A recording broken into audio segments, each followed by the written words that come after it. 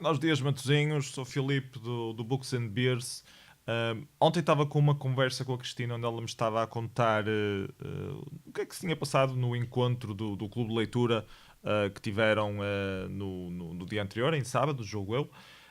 Um, Onde tiveram a falar várias pessoas sobre várias questões e a dada altura parece que a Dora do Books and Movies tentou gravar um videolog a perguntar à Cristina para explicar o conteúdo do artigo 13 e qual é que era o problema existencial com o artigo 13 e ela não soube muito bem responder e estava-me a contar a mim que o Filipe é que percebe mais disso, o Filipe é que devia estar aqui a explicar. Então eu pensei que se calhar era boa ideia eu fazer um pequeno vídeo sobre o artigo 13. Eu de facto estou um bocado mais dentro da problemática existencial da questão. E hoje mesmo houveram desenvolvimentos relativamente ao artigo 13, portanto, se calhar é uma boa ideia fazer este vídeo e postar este vídeo no Books and Beers para a comunidade que está ativa no Booktube perceber o que é o artigo 13, em que é que nos afeta, qual é que é o problema existencial à volta disto. Então, o artigo 13 é o quê? O artigo 13 faz parte de uma diretiva que tenta reformar o copyright na Europa, é uma diretiva ao nível europeu. Portanto, houve certas pessoas no Parlamento Europeu que decidiram submeter esta diretiva para alterar as regras que depois são aplicadas aos vários países pertencentes. Há vários artigos nesta diretiva. Esta diretiva é bastante extensa e afeta vários pontos diferentes, todos eles relacionados com a propriedade intelectual. Primeiro ponto que eu quero esclarecer, eu sou completamente a favor da reforma da propriedade intelectual, acho que precisa de ser feito. A última revisão que foi feita foi no início de 1900 e qualquer coisa, portanto ele precisa de ser adaptado às novas tecnologias. Qual é que é o problema que está a acontecer com esta diretiva? Esta diretiva está a ser muito puxada pelo lobby da indústria, pelo lobby da indústria dos filmes, pelo lobby da indústria da música, pelo lobby da indústria dos mídia tradicionais, das televisões, dos jornais, que estão a sentir o seu modelo de negócio a desaparecer, não se estão a conseguir adaptar às novas tecnologias, ao digital, e então querem introduzir leis para receber de volta o que acham que lhes é devido, a sua notoriedade de vida, receberem mais dinheiro, ao fim e ao cabo. Portanto, isto é um assunto muito extenso. Vou deixar links aqui em baixo na descrição para pessoas que percebem bastante mais do assunto. As comunidades de direitos digitais que já falaram sobre o assunto. Há uma representante no Conselho Europeu que foi elegida pelo Partido Pirata Alemão, se não estou em erro, que está mais dentro deste assunto. Ela vai falando várias vezes sobre este assunto, os prós e os contras, como é que nos afeta aos consumidores. E novamente, a questão aqui de toda esta diretiva não é ser contra a regulamentação, é contra algumas questões em particular que estão a ser excessivamente lobbiadas, à falta de palavra melhor do que este estrangeirismo mal adaptado, pelas indústrias em vigor que são contra direitos dos utilizadores comuns, dos comuns mortais, como todos nós somos. Portanto, tenta privilegiar mais os autores do que os consumidores. O artigo 13, em particular, vai contra a liberdade de expressão de muitas pessoas. É este o principal problema. Tem havido alguma discussão, não muita, tem havido alguma discussão nos mídia que normalmente quando metem estas duas pessoas a falar sobre isso, os prós e os contras disto, o pessoal dos prós vai dizer porque precisamos de reformar a indústria, porque isto não pode ser tudo pirataria está a matar o negócio, vamos reformar isto vai passar a dar mais dinheiro aos autores. Isto é falso. Eu vou já explicar porquê.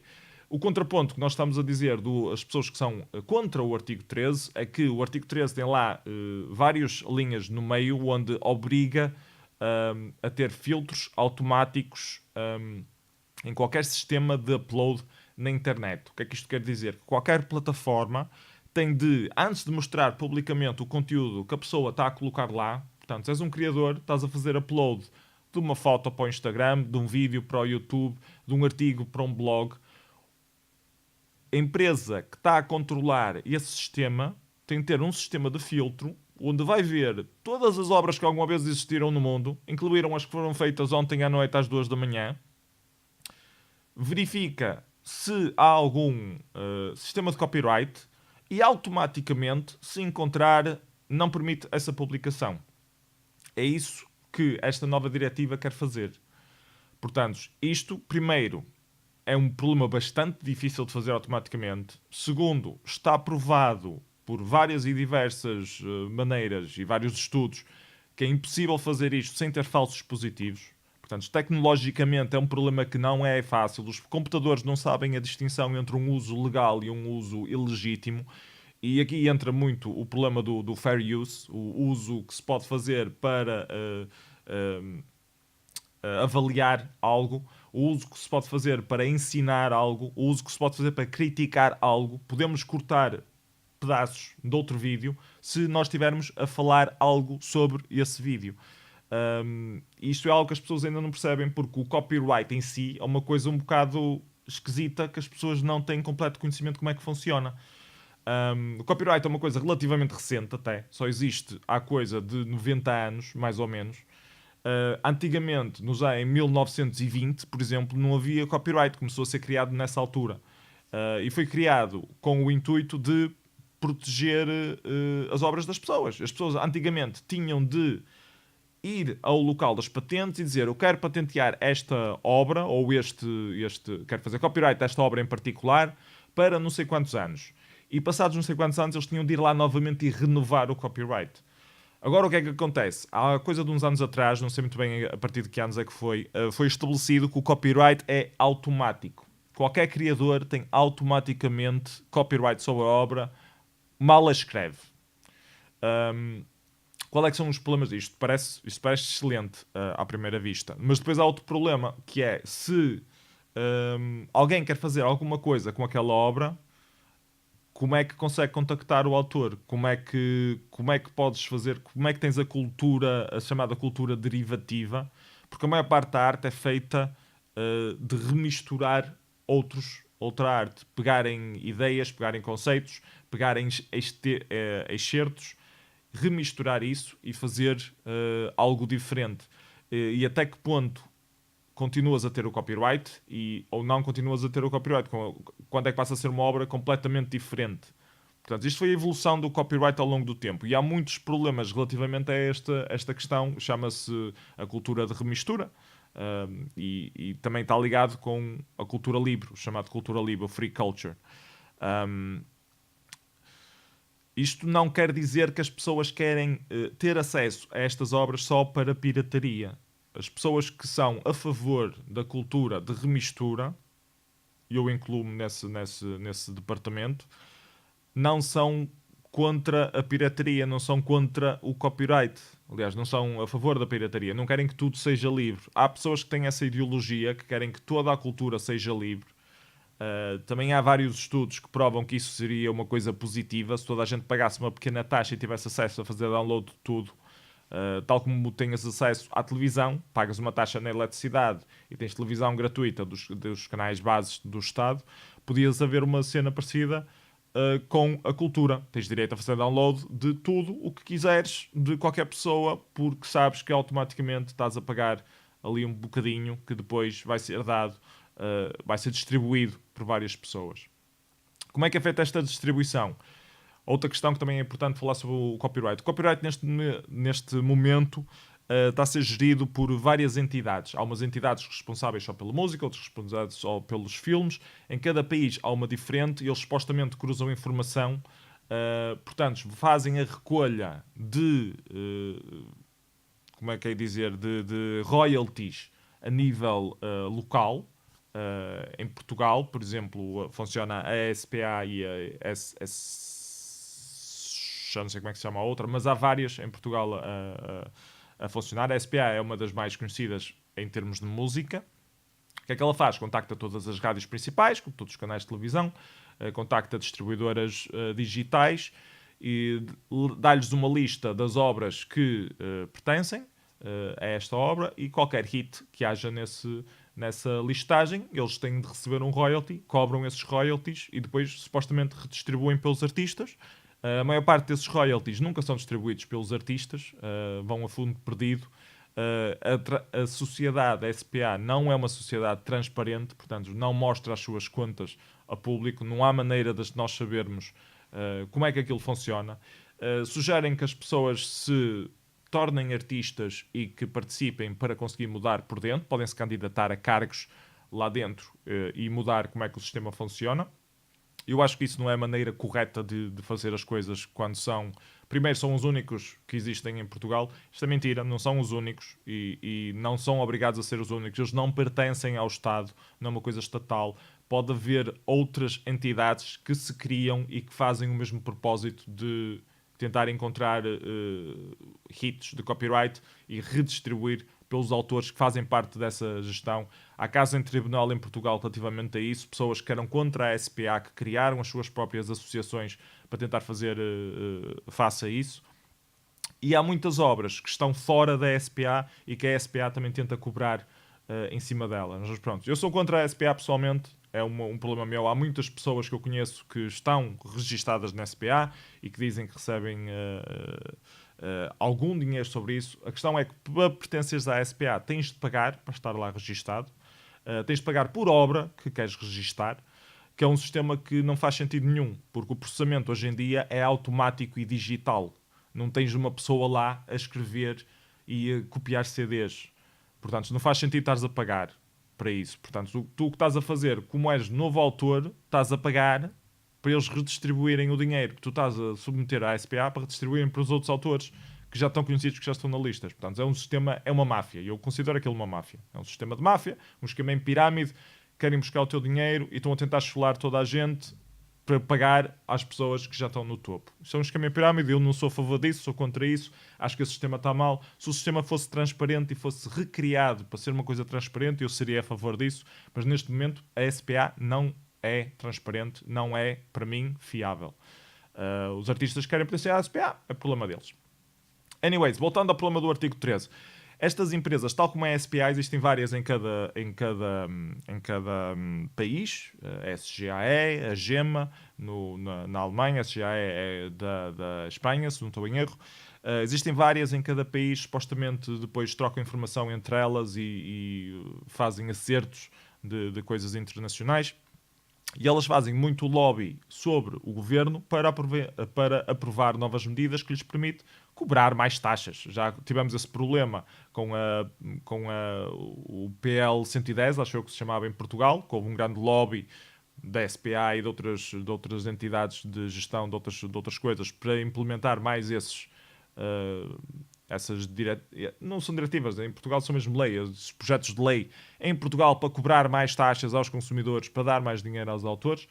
Esse lobby existe, é premente, é persistente e tão constantemente atrás dos políticos a chateá-los para meterem mais dinheiro aos autores. E a questão é sempre a mesma, temos de combater a pirataria e estamos a ser roubados porque as pessoas distribuem as coisas de graça, não pagam o que é devido. As vendas estão cada vez menos e nós precisamos de entrar neste mercado do digital e receber a nossa taxa e depois nós distribuímos para os nossos autores. O que é que isto está a acontecer? Então, quando esta diretiva de revisão dos direitos de autor estava a ser formada na Europa, houve um grande lobby desta indústria do copyright para implementar medidas que lhes eram favoráveis e conseguiram meter algumas, entre os quais estes filtros automáticos, que eles querem que existam os filtros automáticos, não fazem a mínima ideia como é que isto funciona. As pessoas que escreveram a lei, há vídeos disto, as pessoas a perguntarem em entrevista, então, mas como é que isso vai ser feito exatamente? Não sei. Portanto, não sabem como é que os filtros vão ser feitos, não sabem tecnologicamente como é que isso é possível. E faz sentido eles não saberem como é que é possível, porque não é possível. As pessoas que têm conhecimentos tecnológicos, os engenheiros informáticos, não conseguem resolver esse problema. Não é um problema, não é uma questão de falta de vontade de resolver esse problema, é um problema que não é resolvível. Há maneiras de tentar prever se o uso é legítimo ou ilegítimo, consegue-se identificar, é o chamado Content ID que o YouTube já aplica, por exemplo, tentar aplicar, fazer uma detecção de cada obra individualmente e automaticamente fazer um flag de que essa obra está a ser reutilizada. Agora, se esse uso é legítimo ou ilegítimo, é bastante difícil de saber. Portanto, há aqui duas questões a falar. Primeira, esta questão técnica de fazer o Content ID e fazer o flag automático é bastante difícil de fazer. Só empresas com um sistema de computação muito avançado e engenheiros que investiram muitos anos a tentar desenvolver esse sistema. O único mais fiável que existe hoje em dia é o da Google. Um, o da Google já funciona, portanto, vocês no YouTube, quando fazem upload, já são automaticamente detectados infringement de outras obras. Portanto, isto já está em vigor, estes filtros já existem de alguma maneira. O que esta diretiva do artigo 13 quer fazer é obrigar esses filtros a funcionarem melhor ainda, sendo impossível falhar uma coisa que seja. Se falhar alguma, a responsabilidade é da empresa, não da pessoa que fez o upload. É isso que esta diretiva quer mudar. Quer passar a meter a responsabilidade na empresa que gera o serviço na internet. E, portanto, sites pequenos que se especializam em outras coisas que não detectar propriedade intelectual vão deixar de poder operar, ou então vão ser obrigados a comprar o algoritmo à Google. Se a Google se der ao trabalho de o vender ao preço que a Google bem entender. Na teoria da cabeça do pessoal anti-pirataria isto faz sentido, porque isto vai fechar os sites piratas todos. Na prática não vai fechar nada, porque os sites piratas que têm este problema vão deixar de operar na Europa. E as pessoas na Europa que querem aceder aos sites piratas vão simplesmente comprar uma VPN, que é uma máquina virtual, que pode estar em qualquer sítio do mundo, para aceder aos sites pirata na mesma. É impossível deitar abaixo os sites pirata. É um problema. Não é um problema, é uma questão. É uma verdade. É uma instituição. É impossível deitar abaixo um site. Vocês podem remover o registro desse site e ele vai continuar a existir fisicamente e vai poder ter outro registro noutro local. E pela lei das redes, como as redes funcionam na internet, e se não tivermos esse sistema de redes não conseguimos comunicar de todo, nós conseguimos entrar por outro lado da rede e encriptar as partes que estarão a ser vigiadas pelos ISPs para ver se estamos a fazer conteúdo legal ou ilegal. Portanto, vai ser sempre possível aceder a outros websites. Vai ser mais ou menos difícil e é essa a gama de dificuldade que estas empresas, com que estes grupos de lobby comercial querem fazer, querem aumentar o grau de dificuldade para a pessoa, quando procura de Pirate Bay na internet, levar com uma notificação a dizer este site é ilegal e a pessoa, epá, agora não sei como é que eu vou fazer e tem de andar a ter mais trabalho e em vez de estar a ter mais trabalho, se calhar compra mais uma conta na Netflix ou vai comprar mesmo o DVD e aí as pessoas já estão a receber o seu dinheiro. É esta a guerra que eles querem travar. Querem meter problemas suficientes para as pessoas que não são tão formadas tecnologicamente passarem a pagar. Só para não terem o trabalho de andar a dar uma grande volta. Pronto, isso é o ponto 1. Há pessoas destes grupos que não percebem mesmo de tecnologia e só mesmo são completamente contra a pirataria e acham que de facto vão fazer um bom trabalho a atentar contra a liberdade de expressão de 470 milhões de pessoas na Europa. Porque é isso que este artigo 13 está a fazer ao fim e ao cabo. Está a implementar uma lei, ou a tentar implementar uma lei que vai banir qualquer conteúdo automaticamente. E se esse conteúdo não for banido, o conteúdo que já tenha sido usado anteriormente em qualquer coisa, e se esse conteúdo não for banido, a empresa que permitiu esse conteúdo aparecer online pode ser processada e ir à falência. Portanto, a maior parte das empresas vão querer sair do mercado europeu, se esta lei foi para a frente, como o YouTube já disse que provavelmente terá feito, e foi esse o grande alarido que foi criado por grandes youtubers em Portugal, como o Ant, que depois foi crucificado pelos mídias portugueses, erroneamente, na minha opinião, porque eles não chegaram a falar do artigo 13 em si e da importância do artigo 13, porque o artigo 13 não é o artigo 13 em particular, mas há outra adenda, julgo que é o artigo ou 11 ou 14, que favorece as empresas de mídia tradicionais. E que, claramente, as grandes televisões e os jornais são a favor desta diretiva toda europeia no geral, porque tem alguns elementos que são a favor deles. E então, em vez de falarem destas questões que têm de ser claramente revistas, porque há várias instituições de direitos digitais que já alertaram para isto, a ADRI, a EFF, a AD3 em Portugal, todos eles fizeram um resumo explicando muito bem, claramente, sem estar a puxar as coisas para eu só quero tudo pirata e eu sou o comunismo, eu quero tudo livre. Não é essa a questão que está aqui. E é essa normalmente a resposta dos grandes grupos. É que isto são pessoas que se queixam porque querem tudo livre. E não pode ser. Não é, isso é falso. Isso já foi dito várias vezes. Já houve várias entrevistas onde estas pessoas foram entrevistadas, responderam desta maneira e estes grupos responderam ponto a ponto, explicando porque é que não é assim. O problema aqui é um problema de liberdade de expressão. As pessoas não estão contra a propriedade intelectual em si. O copyright faz algum sentido, mas tem de ser revisto para ser adaptado quer às novas tecnologias, quer para ser justo e um sistema que seja transparente de distribuição pela autoria do real autor da obra. E todos os sistemas de remisturas não estão a ser contemplados neste copyright, porque o copyright é uma coisa que não é subjetiva, mas como é que eu ia dizer? Não é fácil saber qual é que é a percentagem de uma obra que pertence ao autor original e qual é que é a percentagem que pertence ao autor que acabou de fazer a remistura. E isso é uma questão bastante mais complicada do que nós estamos a tentar resolver, ou do que a Europa está a tentar resolver com esta diretiva que inclui o artigo 13. Anyways, eu sei que este é um assunto bastante complicado. Eu sei que se calhar não estou a ser completamente claro, estou aqui a saltar de ponto para ponto. O que é que eu queria dizer mais relativamente ao artigo 13? Hoje, o que é que aconteceu?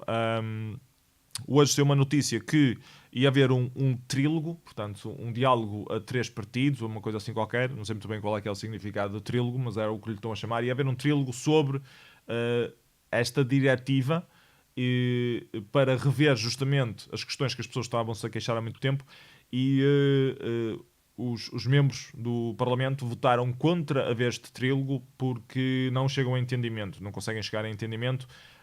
Isto vai pôr em causa toda a diretiva de copyright, portanto vão ser revertidos para trás. Isto é uma diretiva que já anda para aí 1 ano, quase 2 anos, a ser discutida e refinada. Tem muitos pontos que são importantes, extremamente importantes de avançar. O artigo 13 não é um deles. E tal como há o artigo 13, há mais pelo menos 2, julgo que é o 11 e o 14, que são extremamente debatíveis, controversos, que várias entidades de direitos digitais já falaram contra, e esses têm de ser revistos. E não é só revistos pelos membros do Parlamento Europeu que estão lá a representar os lobbies da indústria, mas também ser revistos por pessoas que têm input da malta que apoia os direitos dos consumidores finais, não só da indústria, porque ambos os direitos têm de estar lá representados. Que isto é uma coisa que funciona para os cidadãos no geral, não é uma lei que é passada para dar o favorecimento a uma indústria, senão isto não é uma democracia, isto é uma eu não quero chamar de ditadura, mas pronto, é um sistema de lobby.